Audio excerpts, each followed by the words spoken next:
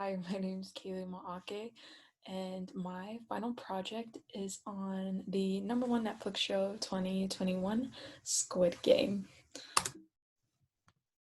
Okay, so a little intro and backstory to why I chose to use Squid Game as my focus and what it's all about.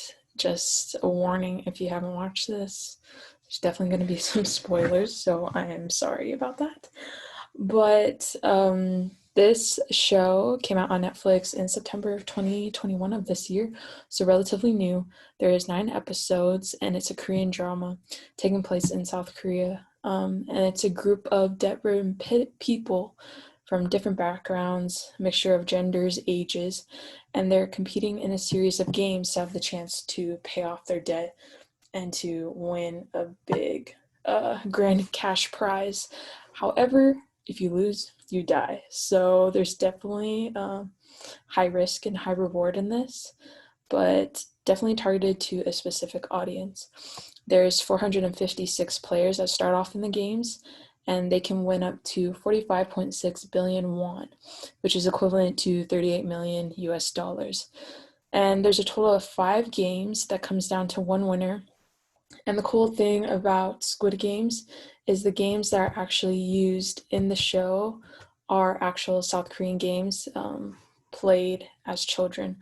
And so this is not only a show that's taking place there, but it is incorporating their cultural aspects.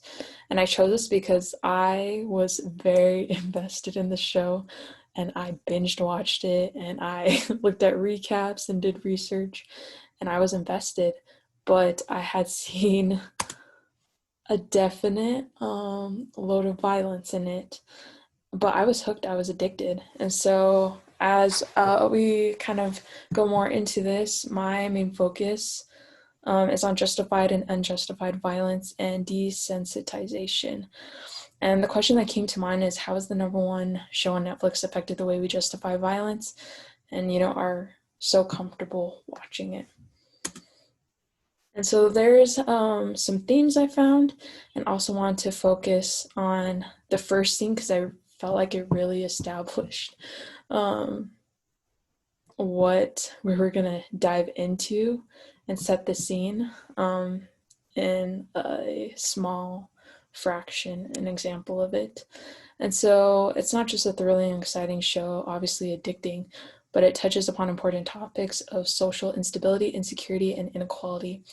And so as we dive into the first scene, I'm going to show a clip afterwards, but I kind of want to give a little context.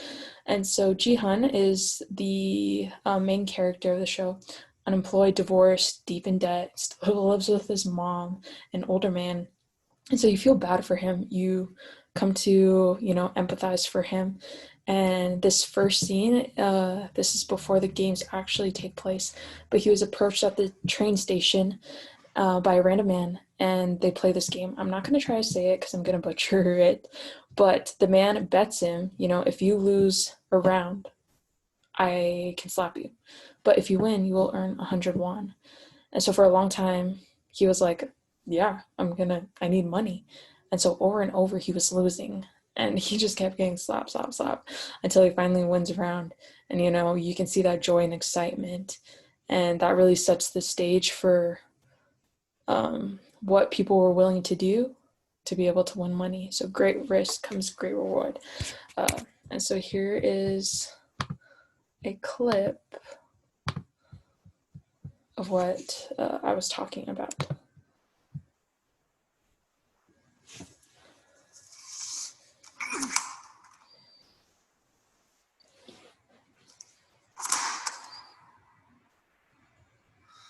How about use your body to pay?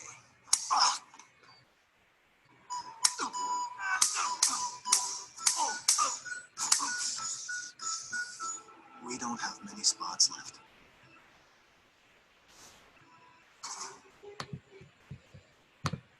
And so it really does seem silly to me, like that he was willing to go through slaps to try to win money, but that's minuscule to the rest of the show itself. And so the method that I had used to be able to, track the violence that happened in the show, and which will relate to the desensitization of watching the show. I had 4 different categories, and so the total deaths I measured it by each game, and it kind of happened like by each episode, and so I took track, and it started off with 456 players, but as you dwindled down to the last game, it was between 2 people, and so obviously when I died, so yeah, there was definitely less deaths per game just because the number of players were lower. However, it seemed like it got more violent. So 255 people in the red light green light game, 79 people in the cookie game, 68 people in tug of war. The 24 people died in the marbles game. 13 people as they were walking across the planks, and then obviously in the last game, 1 person died.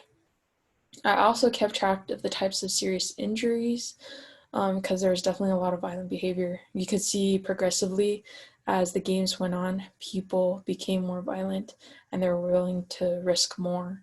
Um, and so a lot of violent behavior happened during the season, such as strangling, punching, kicking, stabbing.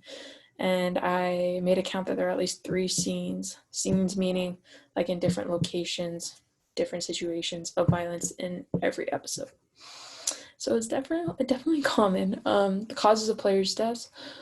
I had to keep an account of the type of causes, which ranged from majority were being shot, had fallen, beaten, suicide, stabbed, incinerated, strangled, suffocated, neck was broken. But there are also non-player deaths. Other characters in the games that had played an account of being violent or being violated. And so some of them that caused that were brain tumors, diabetes, drowned, hanged, strangled, shot, and stabbed. And some examples, there's an officer Huang was um, in a like an undercover mission to be able to find his missing brother who was involved in the Squid Games. And throughout that journey of trying to find him, he killed people on the way. And even the main character's mother had died of illness. And so as I was looking at these numbers, it kind of was eye-opening just to how many people had died willing to risk their life and willing to, harm other people's lives for a cash prize. And so I wanted to ask people around me their views and opinions of if they were in that situation, would they voluntarily, participate in the Squid Games for that cash prize? And so here are some of the answers from my Instagram story. Yes, I don't really have anything else to lose. If I were younger, I probably would have said yes. I could definitely use the money, so why not? Probably not, just because I don't think I could get myself to the point of seeing that many people die or even killing others like that. No, that's wrong on so many levels. So there was definitely a contrast. A lot of people said yes, some people said no. And overall, I had dwindled down to my 3 main points of insights, not only from the method I'd use of the data, but also just kind of the reaction from the show and what a lot of people had to say about it, and even myself and how I felt about it, and concepts I learned throughout the class, which I think applied greatly to this. And so the first one is the mean world syndrome. I realized after the popularity of the show, there was so much content going around about Squid Games itself. People were recreating it in their own ways, obviously not killing people, making YouTube videos. People were just always talking about it, and they're still talking about it. Um, and one of the things that I saw, I was kind of shocked, and I feel like maybe it happened for other people, but there's a lot of theories of the Squid Games being a real thing, like it's happening around the world, like people are dying like that in remote areas, and that experience of great fear, anxiety, heightened because that suspicion of the possibility of that happening, might exist or will happen. So I think that was definitely a result of the show being aired. Another one from my main focus was the desensitization of the show, and just because violence isn't anything new, as we've talked about in class, and the media is constantly filled with it, but this show was pretty gruesome. They didn't hide showing blood, people being hurt, shot, killed, and even me looking back, like I was just so attracted because I wanted to know who would win the game, who's going to win the cash prize, how is it going to go down. And I didn't mind sitting through the violence because I wanted to get to that end goal to be able to know. And I think that shows like how we not only justify violence, but how comfortable we are with it. Now, lastly, as I had just mentioned before, um, in the media, I feel like they do really well at justifying it when characters do it, or even in real life, and how it responds in our brain differently. And so, as I said, as I watched the show, I saw how my responses varied among characters acting in violence, because there's characters I was drawn to, I empathize for them, and I wanted them to succeed, and others I was willing for them to get hurt so that the others could be protected, could be safe, could be able to advance. And they showed that there are certain responses involved with moral evaluation, suggesting violent behavior to be justified for a particular acceptable reason, whether it was to like protect themselves, family reasons, ways that seemed morally right in my head. And I want to end with this quote to wrap it up. Um, this has come from one of my favorite characters in the spoiler alert, the old man in this, that was one of the players, actually was in charge of it. He ran the games, and that was a plot twist at the end. And this quote came from the ending with the interaction between him and his good friend, the main character, Jiyoung. And he said, "Do you know what someone with no money has in common with someone with too much money? Living is no fun for them." And so, seeing how people were willing to risk their lives, hurt other people for money, it definitely showed in an entertaining way, but kind of brought to life where we justify violence and, where it's not justified, and how comfortable we are.